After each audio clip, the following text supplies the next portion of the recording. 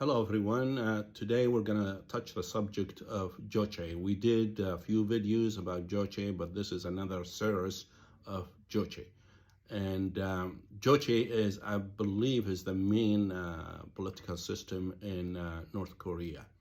With that, I'll turn the subject to my grandson. Go ahead, Tristan. All right, thank you.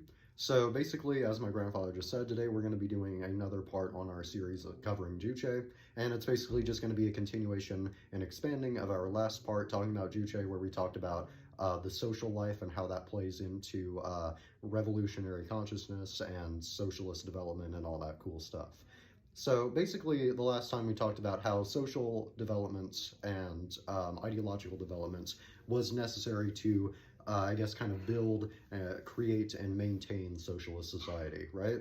So obviously, we can apply this to how the government would function, right? Because, okay, the government and the people that control the government, obviously they need to have a developed social life as well. They need to have a developed social revolutionary consciousness in order to effectively, I guess, run a socialist society, right?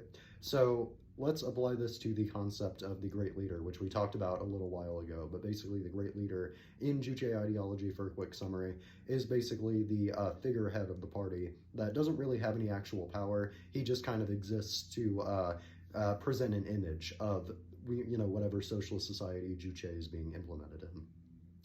So basically, the great leader and all of the members of government, like the members of the Supreme People's Committee and all that, they would need to have a developed social life as well to prevent revisionism and to prevent the falling back of a socialist society into capitalism, which basically means that they would need to have an immense social aspect of love and care and respect and admiration for their people, right?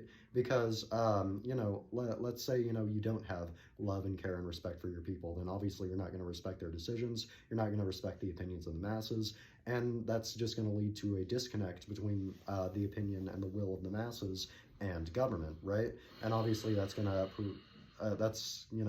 make a disconnect between the will of the masses and the actual socialist society itself. Party, yeah.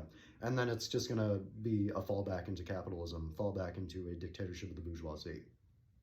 So basically, in order to prevent revisionism from arising in the party, or to prevent, just a falling back into capitalism in general, people in governments, the government leaders, and of course the great leader himself, they need to have an immense love and care and respect for their population and for their citizens. And in turn, the citizens also need to have a deep love and care and respect for their government, so the people and the government can kind of become one, and the interests and will of the masses can be reflected in the state and in the government. So the masses' opinions and wills can be, effectively represented and reflected in the socialist system.